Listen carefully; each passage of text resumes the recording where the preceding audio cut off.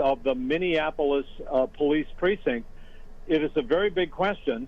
We know that the governor's office has sent 500 National Guard troops tonight to the Twin Cities to try to tamp down this violence, this looting, the fires.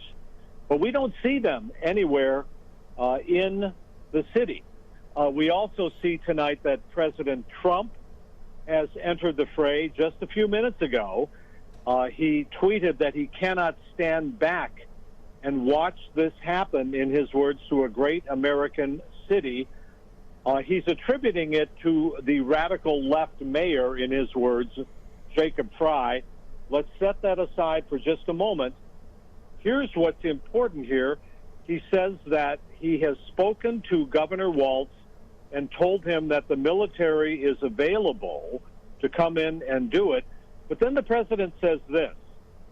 As any difficulty that happens from now on, he says the federal government will assume control. And he says this: when the looting starts, the shooting starts.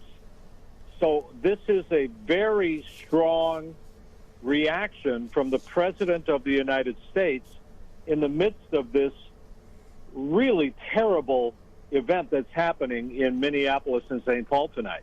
Well, Pat, let's break this down a little bit. I mean, who's making the call? Is the mayor listening to the fire chief saying, "I'm afraid to go in"? Is the police chief saying to the fire chief, "I don't have enough guys to protect your fire equipment"? I mean, at some point, someone has to take some responsibility, and I think that's why you see the president getting so worked up. And I think a lot of people watching this are going, where is law enforcement? Where is the fire department? But I know that these decisions aren't made in a vacuum. How does this leadership flow chart work in terms of who is doing or not doing things?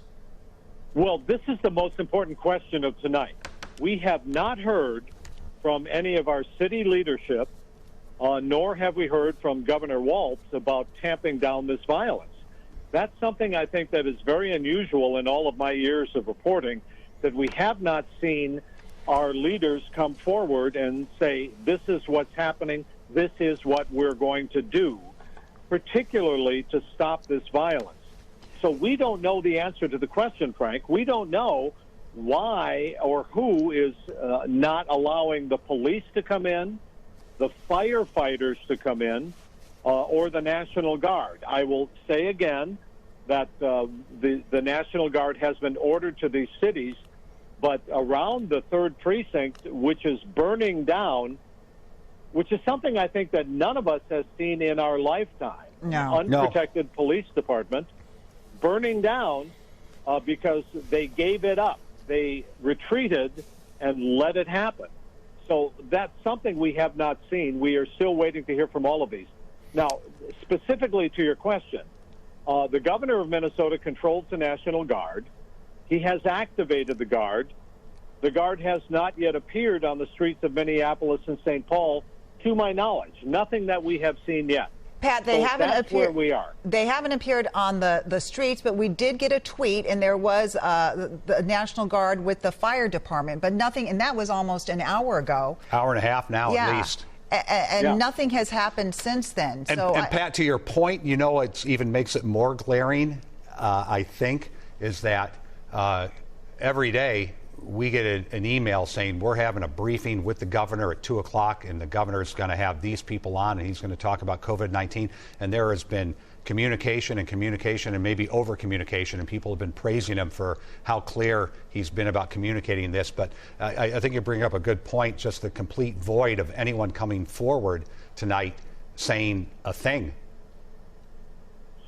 That's the most important point of all here, that we have not heard from any of these folks. As I said, during the last half an hour, I have communicated with the governor's office, asking them, where is the Guard? Why are they not protecting the cities? We have not yet heard back from them. But that's an important point here and an important question. As we look to what happened tonight, where we saw that there was no Guard protecting, the police were protecting, and then they retreated in Minneapolis and allowed the protesters to come in. We don't know who allows that to happen. Is it the Minneapolis police chief? Is it the mayor who says,